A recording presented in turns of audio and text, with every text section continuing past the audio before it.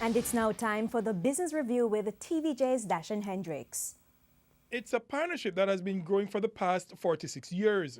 Jamaica has remained steadfast in our support for the One China policy. Through that policy, Jamaica recognizes and has formal ties with the People's Republic of China rather than the island of Taiwan, which China sees as a breakaway province to be eventually reunited with the mainland. That recognition has brought benefits to Jamaica through China's $1 trillion Belt and Road Initiative, a project some claim is China's push for global dominance through investing in smaller economies and tying them to its own.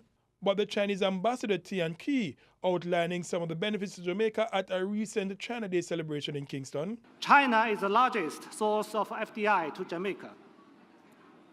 16 major Chinese enterprises have invested over $1.5 billion, completed nearly 40 projects, and created 10,000 jobs. Those investments include $601 million spent to complete the Edward Seaga Highway. Other investments, such as the proposed $2 billion by JISCO in the Alpart alumina plant in St. Elizabeth, will further cement Chinese spending in Jamaica.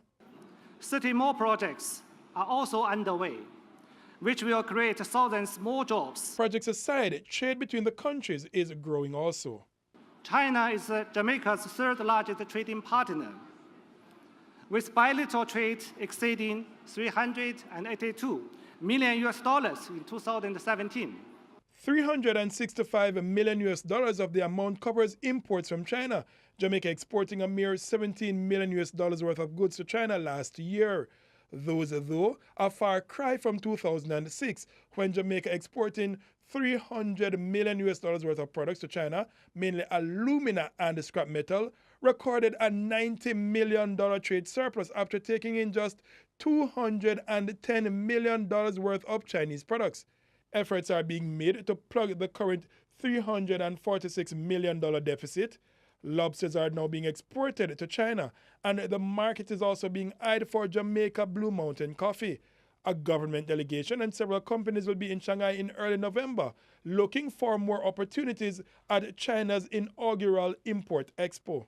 We're quite keen, Ambassador, to continue exploring opportunities in the Chinese market.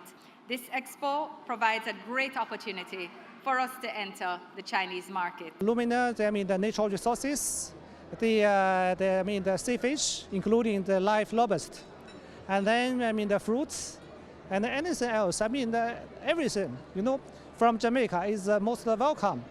Still, there are concerns, especially with the number of Chinese loans Jamaica is taking on. Up to the end of 2017, the loans amounted to $564 million.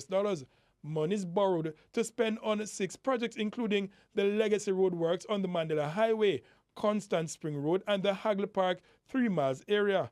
What is now owed should be repaid over the next 20 years.